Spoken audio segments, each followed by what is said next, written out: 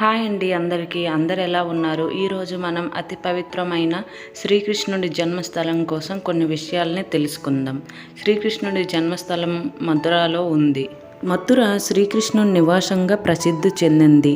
ఇక్కడ అతను తన బాల్యం, కౌమార దశ మరియు తన యుక్త వయసులోని కొన్ని భాగాలను గడిపారు.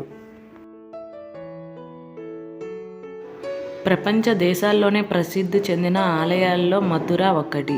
ఇక్కడికి వేల కొలది భక్తులు వస్తూ వెళ్తూ ఉంటారు.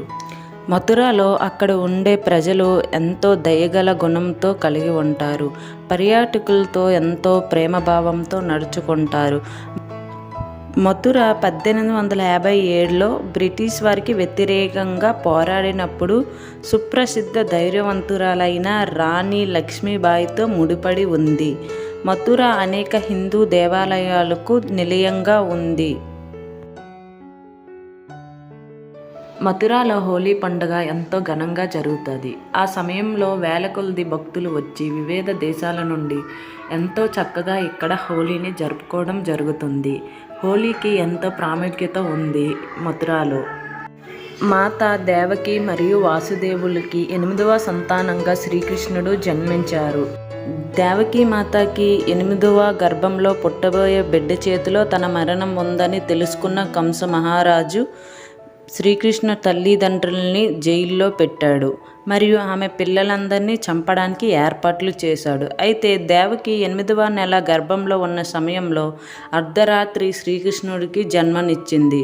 విష్ణువు చేసిన అద్భుతం కారణంగా ఆ రాత్రి జైలు తలుపులన్నీ తెరిచి ఉన్నాయి. వాసుదేవుడు తన పుట్టిన తరువాత శిశువుని యమునా నదిపై ఒక బుట్టలో ఉంచాడు. ఎక్కడ తను పుట్టాడన్న విషయం తన మేనమామకి తెలిస్తే సంహరిస్తాడని తెలుసుకున్న వాసుదేవుడు ముందుగానే జాగ్రత్త పడి ఈ విధంగా శ్రీకృష్ణుడిని యమునా నదిలో విడిచిపెట్టారు. ఈ విధంగా తన బిడ్డని కాపాడుకున్నారు. ఈ విధంగా శ్రీకృష్ణుడు యశోదామాత ఒడికి చేరాడు. ఆ తరువాత కథ అంతా మనకి తెలిసినదే.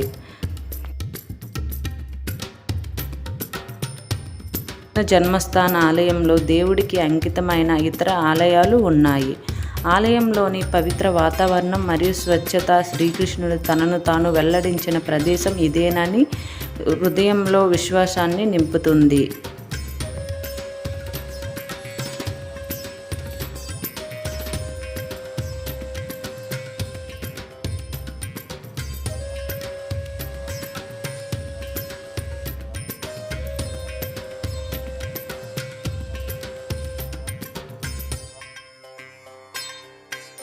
మథురలో కేవలం శ్రీకృష్ణుని జన్మస్థలమే కాకుండా మనం చూడడానికి ప్రేమనగరం, బృందావనం ఇంకా అనేక రకాల దేవాలయాలు అక్కడ ఉన్నాయి.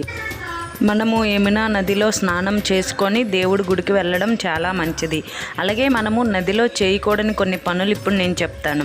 నదిలోకి మనము చెప్పులు వేసుకొని అస్సలు దిగకూడదు. ఇంకా మనం స్నానం చేసిన బట్టలను కానీ నదిలో అస్సలు పిండకూడదు అన్నమాట. ఇంకా ఇతరమైన సబ్బు ఇలాంటివి ఏవి షాంపూ వాడుకొని మనము నదిలో స్నానం చేయడం అనేది జరగదు. ఇంకా నోట్లో ఉమ్ము కానీ ఇలాంటివి ఏవి కూడా నదిలో వేయకూడదు అన్నమాట. తెలిసే వాళ్ళ కోసం కాదు, ఎవరికైనా తెలియని వాళ్ళు ఉంటారు కదా, వాళ్ళ కోసం అన్నమాట ఇవి. నేనైతే ఫస్ట్ టైం అన్నమాట, ఎప్పుడో చిన్నప్పుడు నదికి వెళ్ళానో ఏమో నాకు గుర్తు కూడా లేదు. నేను ఇదే ఫస్ట్ టైం నదులకు వెళ్ళడం. అందువల్ల నాకు తెలియకుండా చెప్పులు వేసుకోవడం ఇలాంటివి చేసేటప్పుడు వాళ్ళు చెప్పారనమాట, అక్కడ అసలు నదిలో ఏం చేయకూడదు ఏంటి అని అనేసి. అక్కడైతే ప్రతిదీ అబ్జర్వ్ చేస్తుంటారు అనమాట. అక్కడ కొందరు పంతులు కేవలం నదిలో పూజలకి ఎవరు ఏ తప్పులు చేయకుండా ఉండడానికి అక్కడ చాలామంది కూర్చొని ఉంటారు. ప్రతిదీ మనం చేసేది వాళ్ళు గమనిస్తూ ఉంటారు. ఎప్పుడైనా మీరు నదికి వెళ్ళేటప్పుడు ఇలా మాత్రం ఎప్పుడూ చేయకండి.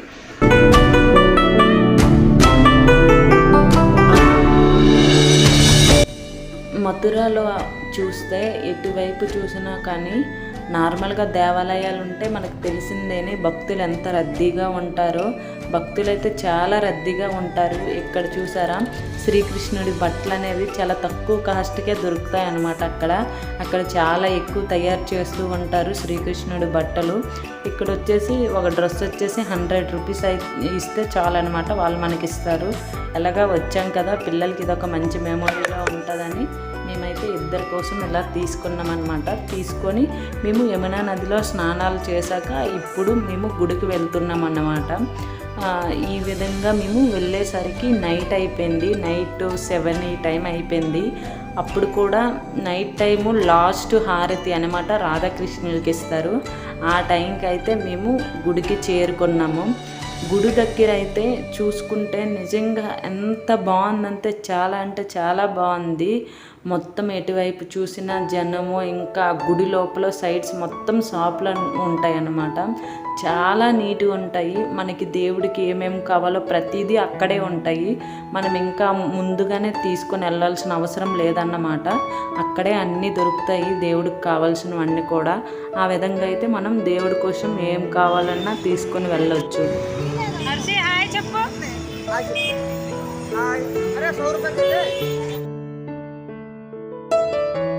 ఇక్కడ నుంచి అయితే గుడి ఎంట్రన్స్ అన్నమాట. ఇక్కడే మనం శ్రీకృష్ణ జన్మస్థలం గుడి ఉంది. ఇక్కడ ఎంట్రన్స్లో ఇలాగా నామాలు పెడుతూ ఉంటారన్నమాట. ప్రతి ఒక్క భక్తులు కూడా ఇష్టంగా పెట్టుకుంటారు. చాలా బాగుంటాయి కూడా. మనకు కూడా అదొక భక్తి భావంగా చాలా బాగుంటుంది. ఇక్కడ ప్రతిదీ రాధా డ్రెస్సులు, ఇంకా శ్రీకృష్ణుడివి, గోపికలవి ప్రతిదీ ఉంటాయి అన్నమాట. అక్కడ మనం వేషధారణ కూడా చేసుకోవచ్చు. చాలా బాగుంటాయి.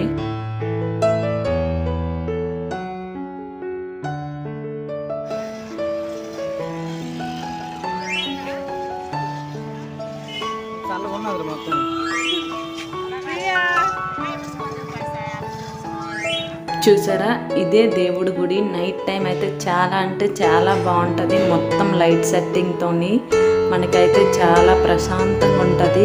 చూడండి, ఎండ ఎక్కువ ఉండడం వల్ల 7 ఈ టైం అప్పుడు కూడా ఎలాగ వెలుతురులాగే ఉంది. మన ఫోన్స్ అన్నీ కూడా కింద ఉన్నాయి కదా, కింద రూమ్స్లోనే జమ చేసేస్తారు.